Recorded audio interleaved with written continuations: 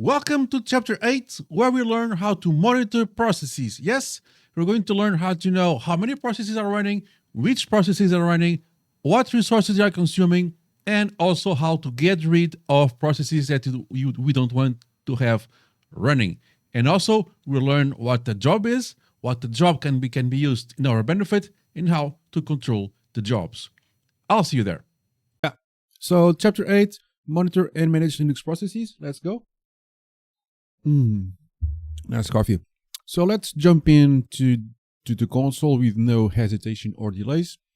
So sorry about that. So the idea here then is to monitor and manage Linux processes. Am I typing this right? I think I am. Yeah. So I have a little drip in my nose. You know what I mean? Cool. So let's discuss a few tools here. Of course, I'm not going to go through the full gamut of tools, just a few, but these should be good enough for you to build your own toolkit, like I usually mention.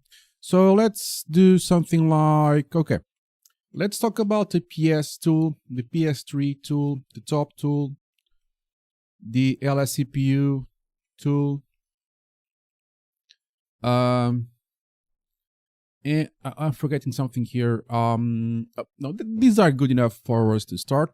Then I will discuss the pkill tool and all the plus and minuses and things around this tool. Okay, so let's start with the PS tool. PS means process snapshot, and like the name implies, it's a process snapshot. Yeah, I said the same thing twice. I know, but it's kind of the truth here. This is a process snapshot, which means that it's going to give you a process list. It's nice. A process list, but in the format of a snapshot. Snapshot meaning that it's going to be an instance in time. So it's not progressively changing how things change. So it just shows you how it is at that time and nothing else, which is quite good. Because then you can interact with that output with tools like PS, like grep, awk, and all of that stuff. So since it's a text output in static to the screen, it will help you. It will allow you to filter out further information. Okay, but if you check the main page for the process snapshot, you will see that the process snapshot utility has lots to be used, and this is true about most tools that you have, or maybe all tools we have been discussing here. Always explore your main page to get more details further than the ones I'm giving you right here. So I'm going to give you two recipes, the PS-EF. So the PS-EF allows you to see the process list that will contain the user accounts that spawned that executable, or whatever the case.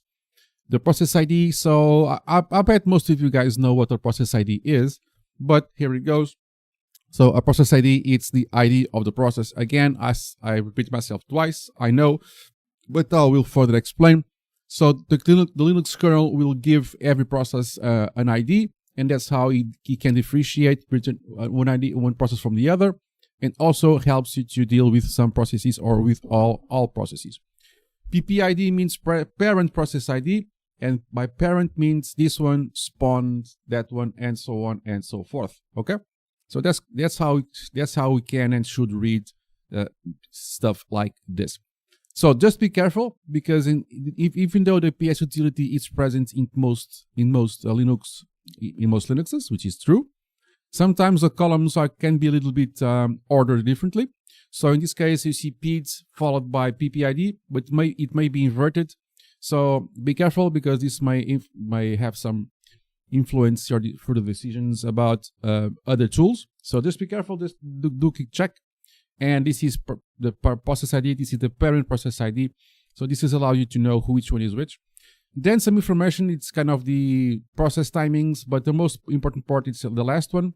Let me just give it a little bit, stretch this a little bit, and redo the command, so we can actually see the full extent of that information. So this means that systemd is kind of our main process in a way, and it is. We will discuss systemd on the next chapter, chapter 9. I highly advise you to like and subscribe to get notified about the next video about systemd.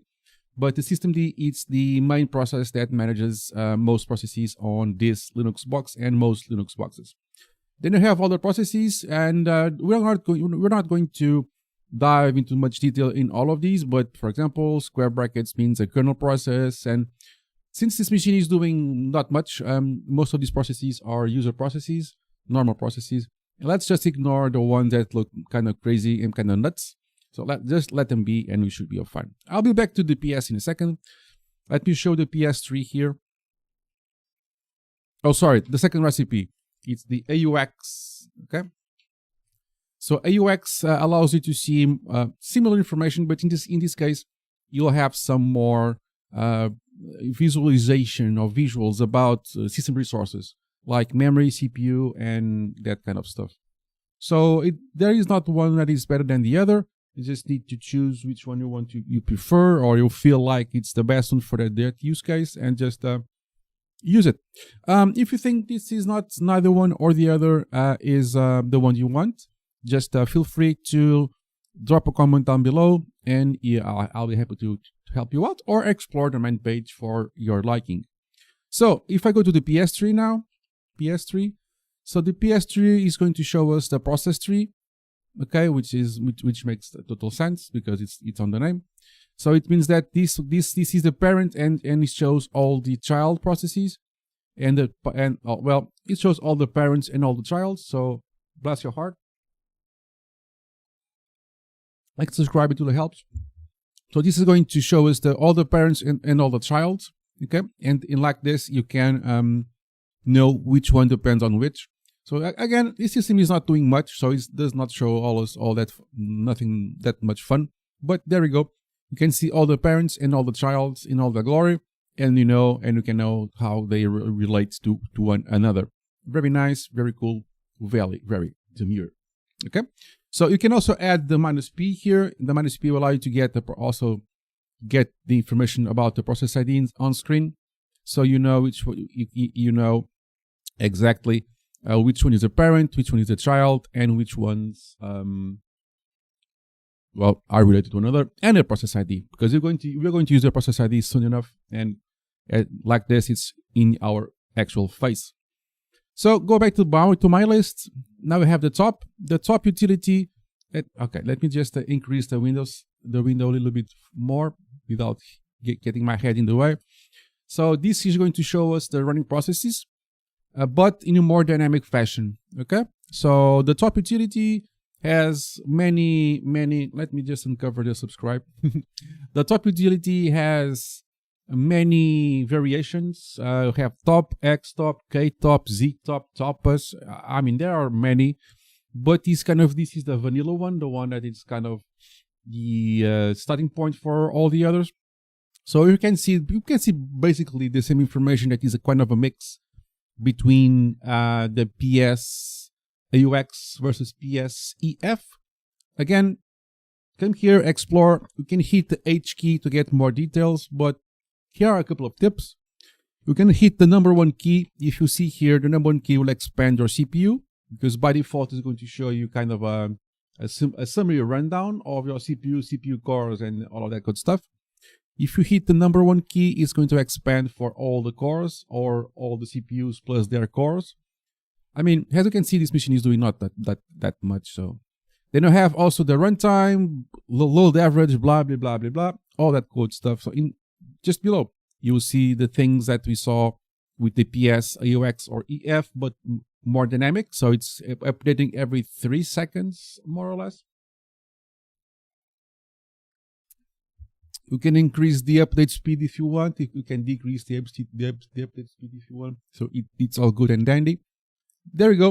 And this is dynamically updating, which is different from the PS. It's just a snapshot, and it's more static, which allows us to filter out with other tools. You have here PR and NI. This means priority and niceness. We will discuss priority and niceness on the further down the line chapter when I cover the RH134 course. Then you will discuss these two, so I can subscribe to get more information about those in the further videos. Okay, let's go back to our first forward list, and we have the LSCPU. So the LSCPU utility allows us to list CPU properties. Okay, which CPU it is, how many cores, how many CPUs you have, the capabilities, the models, speeds, where it's running, blah blah blah blah blah. So this is a good idea to have in handy, because you can only get some conclusions about the system process if you know the CPU. So if the CPU is 20 years old, then you take your own conclusions. If the CPU is 1 month old, you have different conclusions. So by doing LSCPU, you can then get more background to decide if the system is in good shape or in bad shape. The kill utility and all the sub and its brothers and sisters and cousins. We have the kill, the xkill, the pkill. We have multiple different kill-like utilities, but these are always around the same idea and just with different ways of applying of results. But I'm going to show you the kill because it's kind of the one I use forever, and it's the father or mother, call which one you prefer, of all the others. So if you understand the kill, then all the others will just follow suit. Bless your heart. Cool. So now we have lots of information here that you can deal with. Okay, so let's try to get ourselves a process that we can kill. Okay, so let's get some processes running that I don't need, so I can kill. So one process that I use as a victim in these situations is the sleep process. The sleep will just put the machine at sleep at a specific time frame. So sleep 1000 seconds. Then I'm going to put the upper stamp. This is going to put this process in the background. And if I do ps-ef, the sleep is there. And if I can even filter out with grep for the word sleep. And I can know that, so this is the one I just ran. This does not count. And this is the sleep process. It's just in the background doing nothing special. Even though the sleep utility looks a little bit useless, it's not. Sometimes when you run scripts, putting the machine to sleep for a few couple of seconds before something happens or during something happening, it can be quite handy for the most part. Cool. Now, let's say I want to get rid of this process, the sleep process. Going back to what we know, this is a process ID of the process. This is a process ID of the parent. I don't want to get rid of the parent because I will just lose my terminal and all that stuff, most likely. So I just want to get rid of the sleep process itself. So I just run the kill utility and I just need to specify the process ID. And if I go back, it's gone. Okay, completely gone. So let's launch a new sleep process here. And let's get its process ID. There it is, 2546. So every time we start a process, even though it's the exactly same process as before, most likely it will get a fresh new process ID. Okay, so you need to check and recheck the process list to check the process ID or process IDs of running processes, to check its IDs, because the kernel tends to refresh IDs, tends to not repeat them. So go and check the IDs just to make sure you have the correct one. So in turn, I just killed this without any care in the world, killed and the number, and it's gone. However, when you kill a process, you can kill a process in many different methods. So you can kill a process by using any of these signals here, 1 to 64 different signals. I don't know all the signals by the top of my head because I don't have to. You can always check the man page for that. But I can tell you that I know the 1, and I know the 9, and I know the 16. This is the 1 is a restart process. 9 needs kill without care. I mistyped it, but that doesn't matter. And 15, it's clean kill. Okay, so this means that if I issue the signal number 1 to a process, I expect it to restart. If I issue the number 9 process, the signal, to a process, I expect it to get out and deal with the consequences later. And if I do a 15, it's a clean the process as cleanly as possible.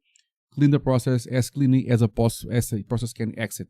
Okay, So we should try the 15 first to see if it has good results. Okay.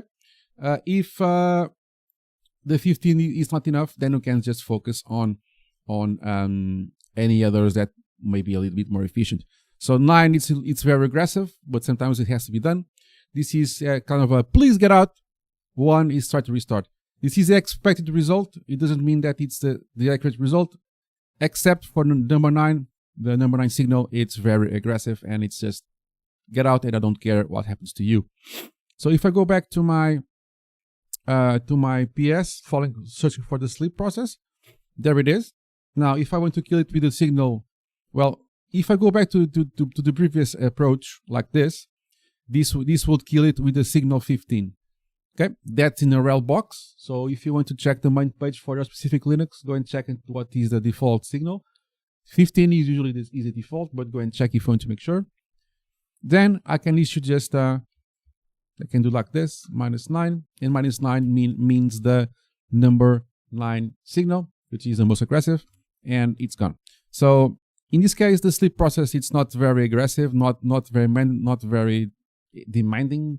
So it just kills fine with any signal. But this goes to show that you can actually kill a process with no prejudice. Another way to get the process ID of a process, it's kind of a command called pdoff. And you specify the process name, and it's going to give you the name. So let's compare. So 2554, 2554, so it actually matches. So you can, in this case, the sleep process has one process ID. It's quite safe, but some processes have multiple process IDs because of sub-processes. Be careful with that. Then I just can kill it. Or you can be really fancy. You can do kill the signal.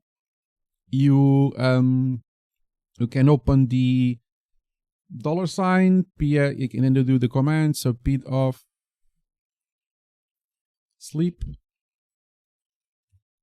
and hopefully sleep it's gone, because what this did was, I put a 0 instead of a 9, so but it just killed anyways with the 15, but I want to type 9 here.